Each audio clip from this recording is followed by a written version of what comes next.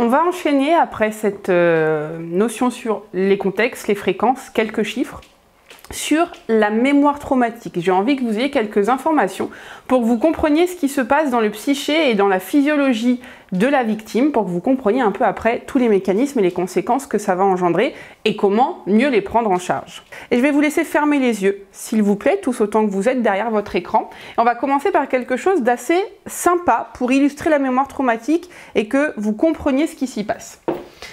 Je vais vous laisser vous souvenir de la fois où vous avez fait de la balançoire. Ça y est, vous vous en souvenez, ça vous parle. Vous vous balancez, tout se passe très très bien, et d'un coup vous vous mettez un peu en arrière, et là qu'est-ce qui se passe? Vous tombez. Qu'est-ce qui se passe à ce moment-là? Réfléchissez bien. On a une augmentation de l'adrénaline. Adrénaline qui va faire augmenter petit à petit la fréquence cardiaque, la fréquence respiratoire. C'est un mécanisme classique de survie. En tombant en arrière, j'ai peur, d'accord. Au niveau corporel, qu'est-ce qu'il se passe? Le corps se crispe, vous tombez et le corps réagit « aïe, j'ai mal ». En même temps, franchement, c'est logique, on peut comprendre, même si la balançoire n'est pas très haute. C'est un événement qui va être stocké par ce qu'on appelle l'amygdale et un peu plus loin, l'hippocampe. Le cerveau est ainsi bien fait qu'il va garder cette information dans ce qu'on appelle la mémoire autobiographique, c'est-à-dire la mémoire du quotidien, celle que vous venez de réactiver à l'instant sur la balançoire, celle que vous réactivez lorsque vous mangez du brocoli et que vous n'aimez pas parce qu'à 4 ans, vous avez mangé du brocoli que vous avez vomi. C'est une mémoire qui ne vient jamais vous déranger, mais que vous pouvez réactiver de manière spontanée, sans que ça vienne rien impacter. Le problème des violences, c'est que le souvenir, il n'est pas agréable. Mais il fait quand même partie de la personne. Elle ne pourra pas l'oublier. Il fait partie de son histoire. Qu'est-ce qui se passe au moment du souvenir et de la violence? Augmentation beaucoup trop importante de l'adrénaline. En augmentant ainsi de manière beaucoup trop importante, les récepteurs qui sont censés recevoir l'adrénaline ne peuvent plus recevoir, il y a beaucoup trop d'adrénaline. Donc en fait, ils n'arrivent plus à stocker, ils en reçoivent beaucoup trop. À ce moment-là, qu'est-ce qui se passe? C'est bien fait, hein, le mécanisme de survie. Il y a coupure de toutes les liaisons d'informations. Plus personne ne reçoit aucun signal. Pourquoi je vous dis ça? Parce que souvent les personnes victimes, elles vous disent « mais je comprends pas, au moment où j'ai vécu une violence sexuelle, mon corps il n'a pas réagi ». En fait, madame, c'est normal que votre corps n'ait pas réagi puisque votre corps il n'a pas reçu d'informations. Donc malgré toute la bonne volonté du monde, physiologiquement, votre corps n'a pas pu se mettre à courir. Et ça, c'est très compliqué de leur faire comprendre, mais une fois qu'elles ont compris, elles se disent oh, mais physiologiquement, mais enfin j'ai compris pourquoi je n'ai pas bougé. Le corps n'a pas reçu l'information. Pour autant, vu que personne n'a reçu l'information, ce souvenir il existe. Donc il va se loger dans ce qu'on appelle communément la mémoire traumatique. Ça, c'est les limbes du cerveau. Pourquoi je vous parle de ces limbes de cerveau? Parce qu'aujourd'hui, ça fait un peu ce que ça veut. Ça peut aller de l'amnésie totale. Je vous parle de Flavie Flament, qui pendant 20 ans ne se souvenait plus du tout qu'elle avait vécu une violence sexuelle avec un photographe, qui s'est revenu à un moment donné. Ça peut être des petites bribes, des petits souvenirs. Le truc, c'est qu'à un moment donné, le mécanisme de survie, il est content d'être là, mais il dit « moi, j'ai plus envie d'exister en fait. J'ai envie que tout le mécanisme se dégrippe. » Qu'est-ce qui se passe alors? La personne, l'adrénaline est restée haute très longtemps. Donc c'est souvent des personnes qui, à terme, vont faire des angoisses, des pathologies chroniques, de l'inflammation, des maladies inflammatoires, du diabète déséquilibré. L'adrénaline reste très haute, on n'a personne qui donne l'information de la redescendre. Ici, dans le cerveau, qu'est-ce qui se passe? La mémoire traumatique, tous les souvenirs, ils ont envie de revenir dans la mémoire du quotidien. Ils n'ont rien à faire dans des limbes. Donc en fait, ils essayent désespérément de revenir et c'est ce qui va amener souvent les cauchemars. C'est ce qui va amener souvent les flashs. Souvent, la personne, elle vous dit, je comprends pas, des fois, je suis en train de faire un truc au boulot et d'un coup, j'ai un flash de mon agression qui me revient dans la tête. Parce que c'est logique, la mémoire traumatique, elle n'a pas du tout envie d'être là où elle est actuellement. Et le corps, vaste sujet, lui, il reçoit aucune info de personne. Et malgré tout, il doit tenir debout, marcher, faire pipi, manger, boire, dormir. Donc à un moment donné, il va falloir que lui aussi, il s'exprime. Et souvent, il va s'exprimer. Soit il s'anesthésie totalement, aucune information. Et là, je pense que vous voyez ce que je veux dire quand je vous dis, il y a des patientes qui sont arrivées, par exemple, en salle d'accouchement. Elles sont arrivées à 7 cm, poche des os rompus, et elles vous ont dit, j'ai pas très mal. Oui, c'est bien possible.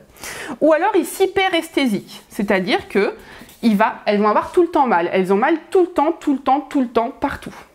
Elles ont l'impression d'avoir été rouées de coups tout le temps. Ou alors, il n'y a qu'une seule partie du corps qui va réagir. Et je parle par exemple de ces femmes qui ont vécu des violences sexuelles et qui vont vous dire « je fais des mycoses à répétition, je fais des infections urinaires à répétition ». Donc aujourd'hui, le gros du travail et les outils que je vais essayer de vous donner, c'est comment est-ce qu'on fait diminuer l'adrénaline pour permettre aux patientes de les prendre en charge et d'être moins angoissées sur du long terme. Comment est-ce qu'on va accueillir tous les souvenirs, même s'ils sont désagréables, et comment est-ce que corporellement, on va pouvoir apporter des bonnes sensations et les sensations là où elles sont censées être. On s'est rendu compte qu'il y avait plusieurs facteurs de risque qui pouvaient faire basculer la victime devenant victime ou qui pouvaient faire basculer une personne pour devenir auteur. Le jeune âge, plus on est jeune, inférieur à 16 ans souvent, plus on est à risque de devenir victime, d'où notre intérêt en tant que sage-femme effectivement de faire beaucoup de prévention dans nos consultations, des notions de consentement, de la prévention autour de la violence, du questionnement systématique, on en reparlera. Le faible revenu socio-économique, le faible niveau de scolarité, être séparé ou divorcé. Forcément, ça peut accroître l'auteur et ses agressions, puisqu'elle a déjà, entre guillemets, quelqu'un dans sa vie qui a une histoire, et donc ça va l'énerver, le mettre en concurrence et le rendre jaloux. Une possible victimisation antérieure. Pourquoi je vous parle de ça? Je vais vous donner un exemple concret. On s'est rendu compte que les personnes qui devenaient prostituées par choix, et je mets des grands guillemets, 90% d'entre elles avaient déjà vécu des antécédents de violences sexuelles.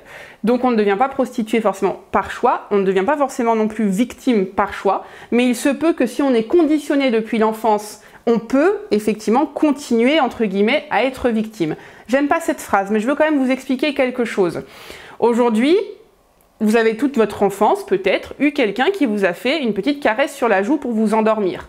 Votre norme, d'accord, aujourd'hui, elle est que lorsque vous allez grandir, lorsque vous allez devenir adulte, vous allez avoir envie que quelqu'un vous prenne dans ses bras pour dormir, vous allez avoir envie de caresses pour dormir. C'est complètement logique. Une personne qui toute sa vie s'est fait taper, surtout petit, ne comprendra pas forcément pourquoi grand, il faut qu'il soit caressé, câliné. Non, il va forcément chercher quelqu'un qui va faire la même chose que tout ce qu'elle a connu dans sa vie. Donc je sais que ça vous paraît très surprenant comme ça, mais pour autant c'est que souvent elles vous le disent, mais moi j'ai été tapée toute ma vie, insultée toute ma vie, je ne savais pas que ce n'était pas normal. La grossesse peut faire devenir une personne victime, les mauvais traitements durant l'enfance, on en a parlé, tout ce qui est état dépressif et tout ce qui est consommation de drogue et d'alcool. Et c'est marrant parce qu'on retrouve, effectivement les mêmes critères au niveau de l'auteur. Le jeune âge, le faible revenu socio-économique, le faible niveau de scolarité, le chômage. Attention, avec le Covid, on a eu une période un peu plus accrue d'arrêt, ou en tout cas de mise en télétravail, et de chômage pour certains, et effectivement, ça a pu accroître certaines violences existantes. Mauvais traitement durant l'enfance, troubles de la personnalité, consommation d'alcool, etc., etc. En termes relationnels, on s'est rendu compte aussi que plus il y avait d'enfants dans un couple, c'est-à-dire supérieur à 4, plus il y avait potentialité qu'il y ait des violences. Je vous laisse imaginer 4 enfants à la maison. Conflits conjugaux et insatisfaction conjugale, c'est vrai que quand les rapports sexuels s'arrêtent, malheureusement des fois cela peut entraîner des violences conjugales. Et l'écart important de scolarité entre deux conjoints. Méfions-nous de ces personnes qui effectivement sont avec des personnes qui sont bac plus 12 et elles sont bac plus 2 ou bac plus 5, ce qui est déjà extraordinaire, n'est-ce pas? Mais avec un grand niveau d'écart, de bac entre guillemets, et ça peut vraiment entraîner beaucoup de violence.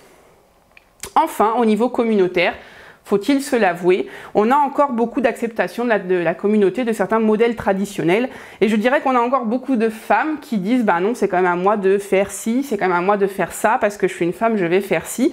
On peut aussi avoir un gros rôle à jouer de prévention autour de changements de mentalité globaux.